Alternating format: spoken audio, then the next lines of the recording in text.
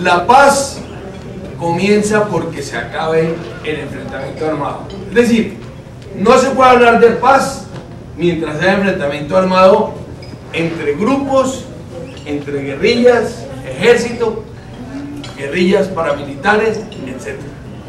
De manera que yo estoy de acuerdo con muchos y muchas, y agradezco además la información.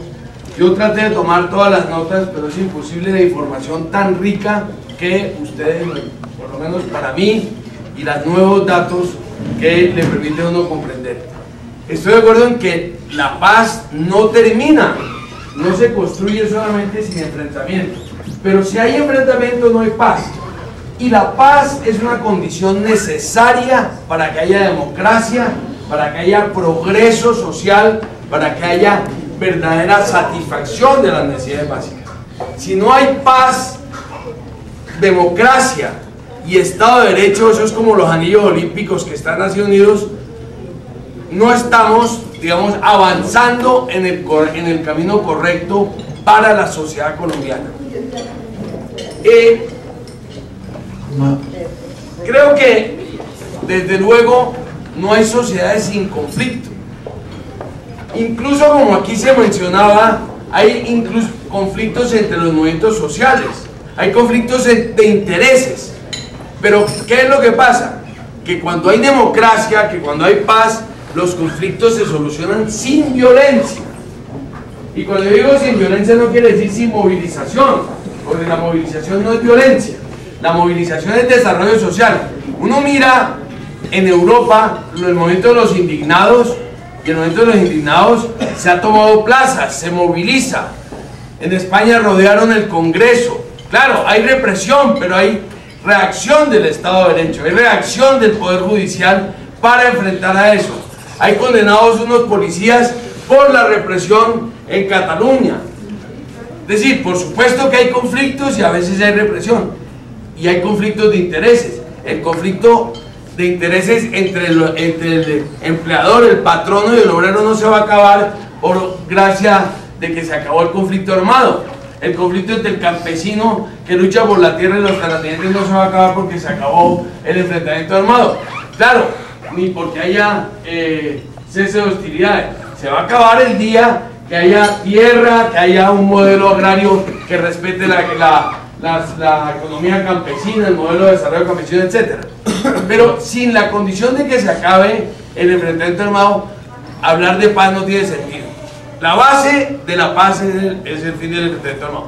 Por eso yo creo que lo que está pasando en Cuba es importante. No porque en Cuba nos representen, como dijeron aquí, ni la FARC ni el gobierno, ni que ya estuvieran todas las guerrillas de Colombia y todo el gobierno y los gobiernos regionales no nos representan, porque los movimientos sociales tenemos otros intereses. Pero sí, por lo menos que se pongan de acuerdo en que no haya enfrentamiento. La paz es también un derecho, es un derecho. Así está en la Constitución colombiana y así está en el derecho internacional. Tenemos derecho a que haya paz.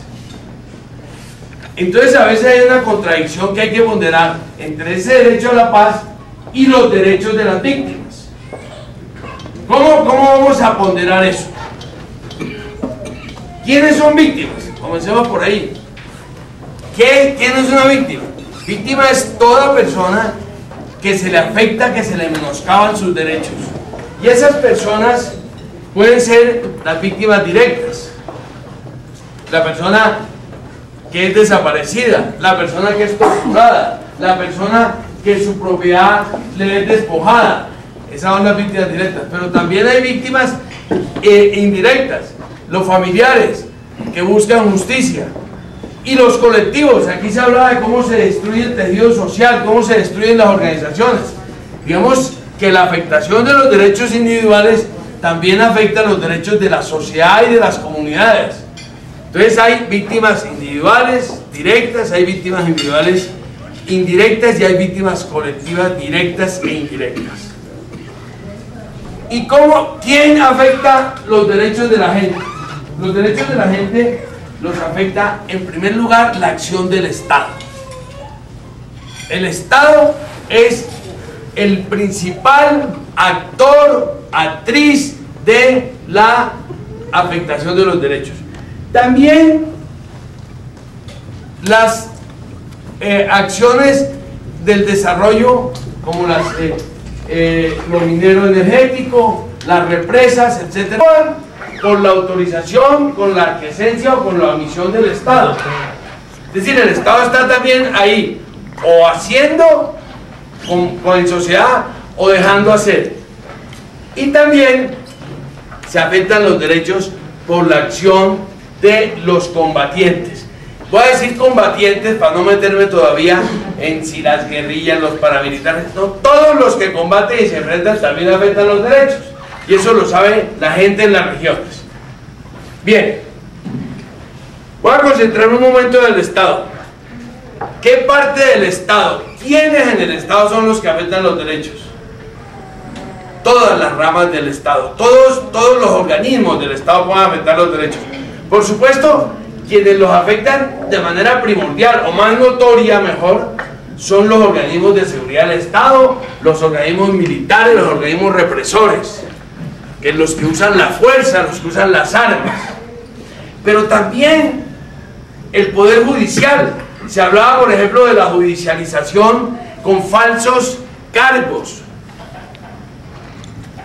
También el Poder Judicial afecta cuando a la gente la detienen y la acusan falsamente para acabar a un dirigente social, un dirigente campesino, un dirigente barrial. Entonces lo acusan de que usted es amigo de las guerrillas, de que usted está haciendo esto, incluso de corrupción, y entonces lo neutralizan. También afectan los derechos. Pero también los organismos de control, las procuradurías, las contralorías, todos esos organismos que pululan y se mueven en lo municipal, en lo departamental y en lo nacional, también pueden afectar los derechos. Y finalmente el Congreso. El Congreso, cuando expide leyes que afectan esos derechos. Se hablaba aquí, por ejemplo, de la consulta previa. La consulta previa es un derecho fundamental de los pueblos indígenas y de otros pueblos, otras comunidades étnicas, como los gitanos, que son menos que los pueblos indígenas, pero hay gitanos, hay el pueblo rom, están los afrodescendientes, que no todos son iguales, no todos los negros son iguales. Una cosa son los negros de San Andrés, otros son los negros de Palenque, otros son los negros del Pacífico. Digamos, hay comunidades negras o afrodescendientes que tienen también derechos étnicos y que deben ser objeto de consulta. ¿Y cuándo hay que consultarlos? Hay que consultarlos cuando una acción del Estado afecta sus derechos. Ahora, si el Congreso reglamenta la consulta previa y la restringe, el Congreso va a afectar los derechos.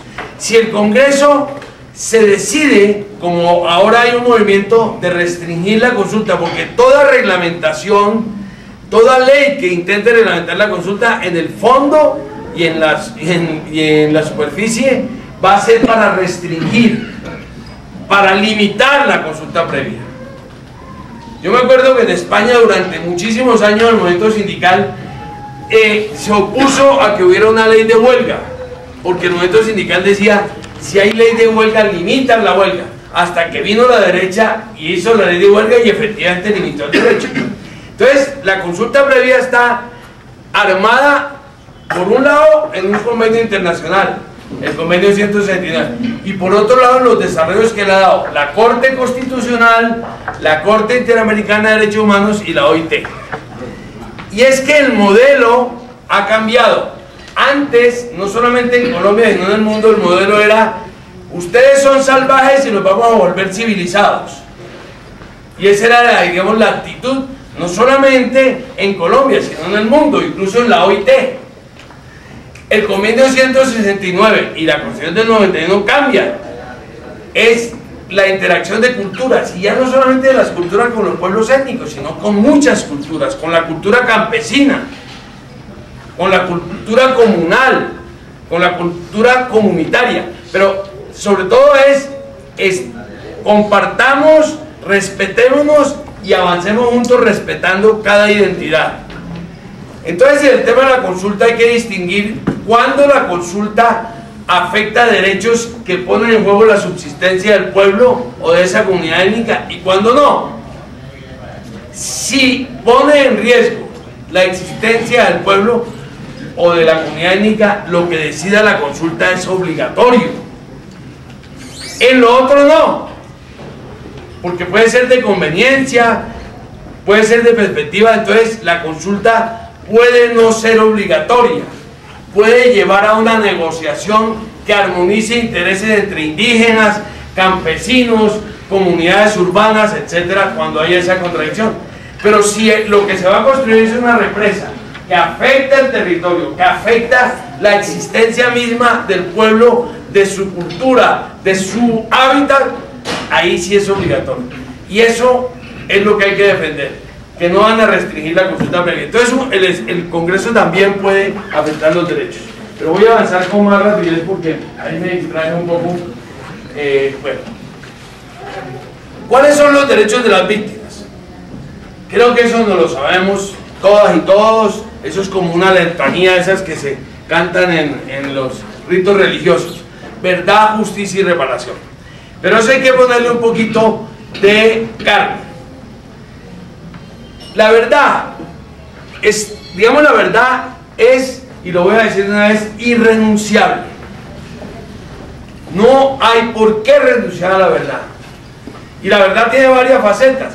Hay una verdad que es la verdad judicial, que es obligación del Estado desentrañarla, saber quién lo hizo, por qué lo hizo, cómo intervinieron no solamente los actores, sino cómo intervienen también las instituciones. Porque en los crímenes de Estado, en los crímenes donde el Estado tiene gran responsabilidad, no solamente hay actores individuales. Si uno mira, por ejemplo, el Urabá, cuando toda la masacre del sindicalismo y de la Unión Patriótica en Urabá, había jueces de instrucción criminal y después fiscalía, había DAS, había ejército, había policía, había defensoría del pueblo, había alcaldía, había gobernación, había inspecciones de policía. ¿Se habrá podido hacer semejantes hechos sin la cooperación, sin la intervención, sin la participación de todas esas instituciones? Han tenido que participar en el Catatumbo, en el Putumayo, en el Cauca. Todas esas instituciones tienen que haber participado. Entonces hay que investigar de manera integral ese tema. Pero en segundo lugar, hay que tener un contexto, que es una verdad social, ya no judicial. Hay que tener también el contexto y ver las causas sociales. Eso ya nos supera a nosotros los abogados. Eso es cosa de sociólogos, de dirigentes sociales, de antropólogos, de otros científicos sociales. Nosotros los abogados tenemos la mente muy cortita, no vemos sino el código. Hay que ir más allá, como van aquí mis colegas de mesa. Nosotros somos más cerraditos de mente, pero entonces hay que ver también el contexto en el que se da eso. ¿Cuáles son las luchas sociales? ¿Cuáles son las dinámicas sociales? Eso se pueden hacer comisiones de verdad, se pueden hacer grupos de esclarecimiento, y hay que hacerlos para complementar la verdad judicial. Y también hay que tener una verdad que de alguna manera los participantes, los criminales, los victimarios cuenten su verdad. ¿Por qué llegaron a hacer lo que hicieron? Porque eso también es una verdad que de alguna manera, cuando uno está pasadito de tragos y vomita, se mejora. Y el criminal cuando canta, cuando confiesa, se mejora. Perdón por la... antes de que pongan el refrigerio. Bueno, además de esa verdad, se requiere reparación. Es decir, ¿qué significa reparar a una víctima? Reparar a una víctima significa restablecerlo los derechos que le han quitado. Primera cuestión. Hay que volver a la situación. A mí me tienen preso, injustamente me tienen que poner libre. Pero hay derechos que no se pueden restablecer. por ejemplo la vida. Y además, de todas maneras, si uno lo tienen preso, si uno lo torturaron, si a uno lo despojaron de la propiedad, si a uno lo hicieron ir del territorio y le garantizan volver, de todas maneras el tiempo en el cual estuvo privado del derecho le ha generado unos perjuicios que hay que indemnizarlos, hay que compensarlos. Entonces, restablecer los derechos cuando se pueda, hay que compensar lo que no se pueda restablecer y hay que indemnizar los daños. Eso hace parte de la reparación, pero no es solamente eso. Y muchas veces los estados tratan de comprar a la gente solamente con eso.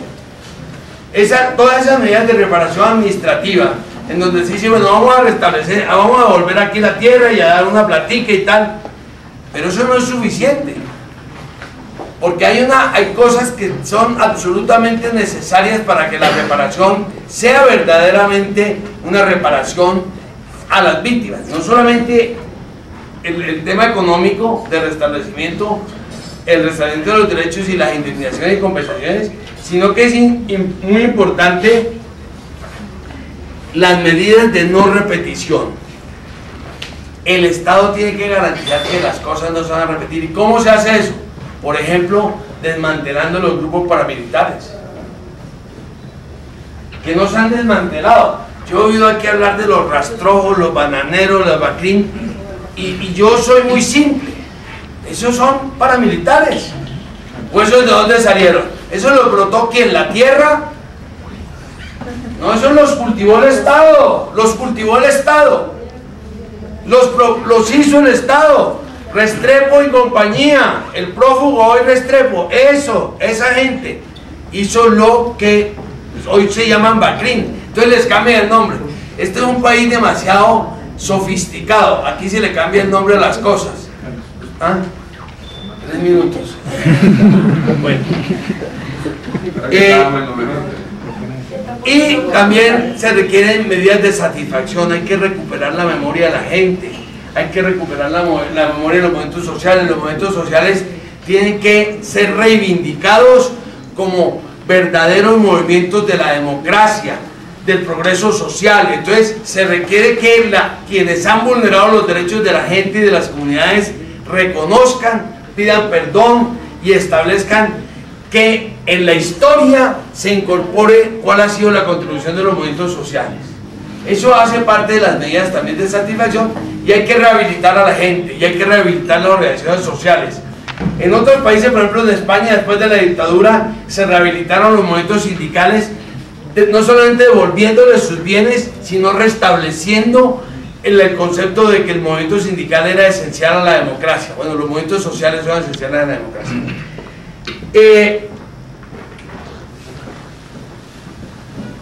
Durante todo este proceso de reparación, de búsqueda de la verdad, y ya voy a hablar de la justicia, la víctima no debe ser revictimizada.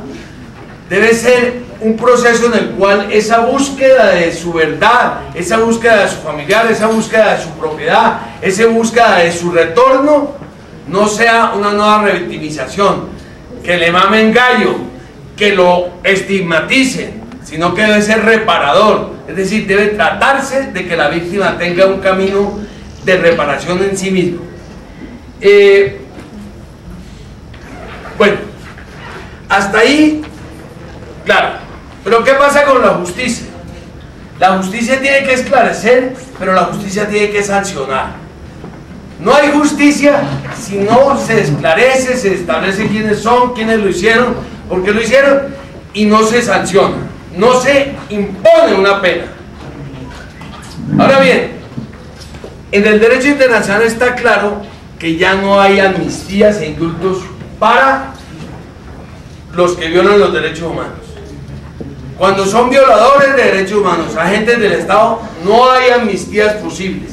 No estamos ya en los años 60 o 70 donde podía haber amnistías. Ya el derecho internacional lo dijo claramente. No hay amnistías para los violadores de derechos humanos porque no se les puede perdonar. Tiene que haber justicia. Segundo, ¿qué pasa entonces en un conflicto armado? Porque en un conflicto armado, todo eso que yo he dicho se da sin necesidad de que haya conflicto armado. Se ha dado en Argentina sin que hubiese conflicto armado, se dio en Chile sin que hubiese conflicto armado, se dio en Uruguay. Pero aquí que hay conflicto armado, ¿cómo hacemos entonces con, sobre todo, los insurgentes y cómo hacemos con los agentes del Estado que han intervenido en el conflicto armado? Yo personalmente creo que ningún guerrillero se va a firmar un acuerdo de cese de hostilidades para venirse a pernoctar en la picota. No creo, digamos, y no creo que se le pueda ofrecer eso. Véngase de allá al monte, sí, donde esté incómodo, y lo traemos aquí a la picota. Le ofrecemos una carcelcita. Y claro, hoy en día no es lo mismo que en los años 70, cuando hubo las amnistías generales para los guerrilleros. Hoy en día el derecho internacional también se ha puesto más exigente. Yo he oído a compañeras y compañeros del M19, por ejemplo, dicen: no, yo no soy responsable de eso que pasó allá porque yo estaba con la pata quebrada por allá en un hospital. Sí, pero usted era comandante. Usted era responsable de lo que hacían sus subalternos. Sin decir nombres. Fujimori, ¿me permite decir Fujimori? Sí, Fujimori fue condenado, déme 2 minutos para redondear. Fujimori fue condenado, ¿por qué? Fujimori fue condenado no por lo que él hizo. Él no hizo la masacre de la Cantuta, el presidente de Perú, pero él creó, fomentó, prohibió un aparato, el Grupo Colina, que fue el que hizo la masacre de la Cantuta. Entonces él lo condenaron como autor mediato, porque ese señor fue el que permitió, prohibió, promovió. Entonces hoy la comandancia de la FARC, la comandancia del ELN, no puede pasar de agache. Tiene que responder por lo que hizo y por lo que hizo su organización. No puede pasar de agache. Ya hoy el derecho internacional no se lo permite, pero repito, ese agache no puede, ese no pasar de agache no puede significar, en mi opinión, que se vengan acá para la cárcel, porque entonces no estamos haciendo nada. Hay que pensar en penas alternativas, hay que pensar en penas que no impliquen el ingreso en prisión. Y ojo, esto no solamente va para los guerrilleros, sino, lo advierto, también para muchos agentes del Estado. Hay que pensar también en penas alternativas. Mi mamá, que tiene 85 años, y por eso la reivindico, y me gusta el apellido de mi madre, y que escasamente sabe leer y escribir, todavía se pregunta por qué hay un guerrillero que es alcalde y un militar que está metido en la cárcel, el coronel Plazas. Ella vota por la izquierda, ha sido de izquierda toda su vida, pero no entiende esa desproporción. Y yo creo que la sociedad no lo va a entender.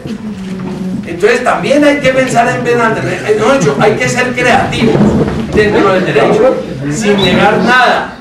Sin negar nada. Y creo que con eso termino.